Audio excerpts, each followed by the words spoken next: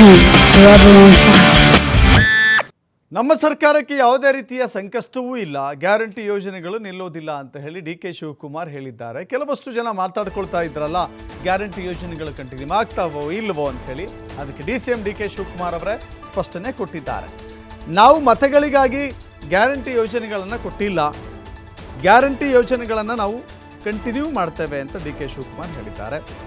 Guarantee ಯೋಜನೆಗೆ ದುಡ್ಡು ಎಷ್ಟಿಡಬೇಕೋ ಅಷ್ಟಿಟ್ಟಿದ್ದೇವೆ.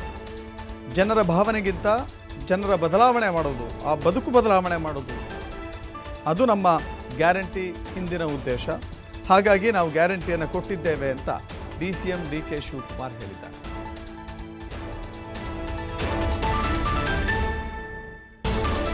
ನಮ್ಮ ಸರ್ಕಾರಕ್ಕೆ ಯಾವ ಥರದ ಸಂಕಟನೂ ಇಲ್ಲ.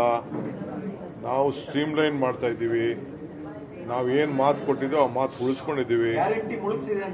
ಯಾವ ಗ್ಯಾರಂಟಿನೂ ಮುಳುಗಿಸಿಲ್ಲ. ಗ್ಯಾರಂಟಿನ ನಾವು ಕಂಟಿನ್ಯೂ ಮಾಡ್ತೀವಿ.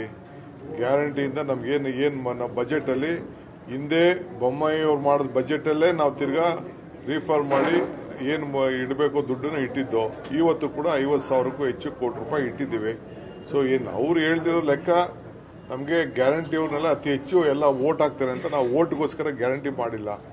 ಬದಲಾವಣೆ, ಜನರ ಬದುಕನ್ನ, ಭಾವನೆಕ್ಕಿಂತ ಬದುಕನ್ನ ಬದಲಾವಣೆ ಹೆಚ್ಚಿಸಬೇಕು ಅನ್ನೋ ದೃಷ್ಟಿಯಿಂದ ನಾವು ಗ್ಯಾರಂಟಿಯನ್ನ ಕೊಟ್ಟಿದ್ದೇವೆ. ಬೆಲೆ ಏರಿಕೆಯಿಂದ ಜನಕ್ಕೆ ತೊಂದರೆ ಆಯಿತು. ಬಹುಶಃ ಜನ ಕೂಡ ಅದಕ್ಕೆ ನಮಗೆ ಮುಂದಕ್ಕೆ ಸ್ಪಂದಿಸ್ತಾರೆ ಅನ್ನೋ ವಿಶ್ವಾಸ ನಮಗಿದೆ.